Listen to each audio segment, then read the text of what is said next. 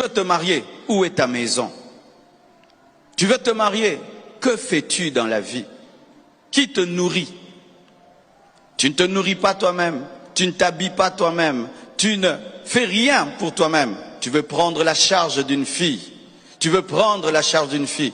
Et si, directement après la lune de miel, elle tombe enceinte, comment tu vas l'amener à l'hôpital? Comment tu prendras soin d'un bébé? Aujourd'hui, on culpabilise les sœurs. On dit qu'elles sont matérialistes. Non. Une fille qui te dit « Que fais-tu dans la vie ?» n'est pas matérialiste. Elle est pragmatique. Elle est pragmatique. Elle est réaliste. Il y a une différence entre le réalisme et le matérialisme. Parce qu'on ne paye pas le loyer avec « Je t'aime, bisous, bisous, bisous, câlin, câlin, dodo, dodo ». Alléluia. Tu as le droit de dire à ce garçon « Que fais-tu dans la vie ?» Parce qu'une fois qu'il t'épouse, ma sœur, tu peux mourir seulement parce que tu as la malaria. Des jeunes filles meurent aujourd'hui seulement parce qu'elle a la malaria. Le garçon ne sait pas le soigner.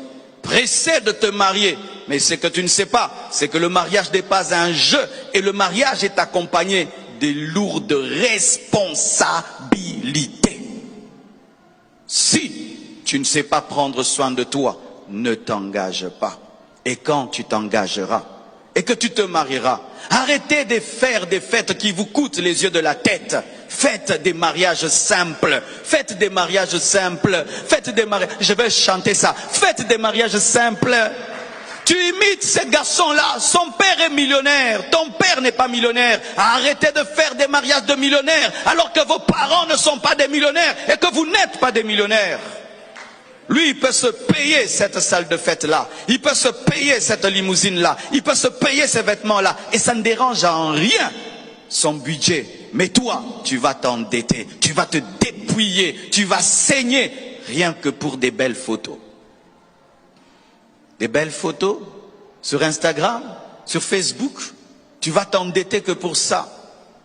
Je préfère que tu fasses un mariage sous un arbre avec 10 personnes. Tu es en jean, en basket, en polo. Et si même tu n'as pas une alliance en or, même en bois, en ivoire, on te bénit. Mais tu n'as la dette de personne. Tu n'as la dette de personne.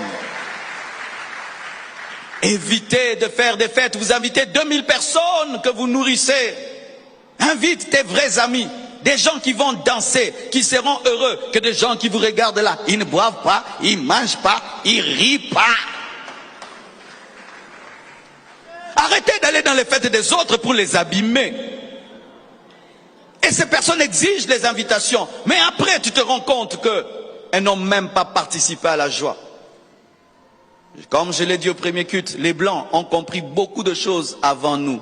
Ils font des fêtes simples, avec un petit groupe, et ils économisent pour la vie. Le vrai mariage n'est pas la fête. Le vrai mariage, c'est après le mariage. Et préparez-vous à la vraie vie. Cherche un travail, fais un business. Et je ne dis pas que tu dois être riche pour te marier, mais tu dois avoir le minimum. Tu dois avoir le minimum. Tu dois avoir le minimum. Si tu n'as pas le minimum, ne te marie pas et n'épouse pas un homme qui n'a pas le minimum.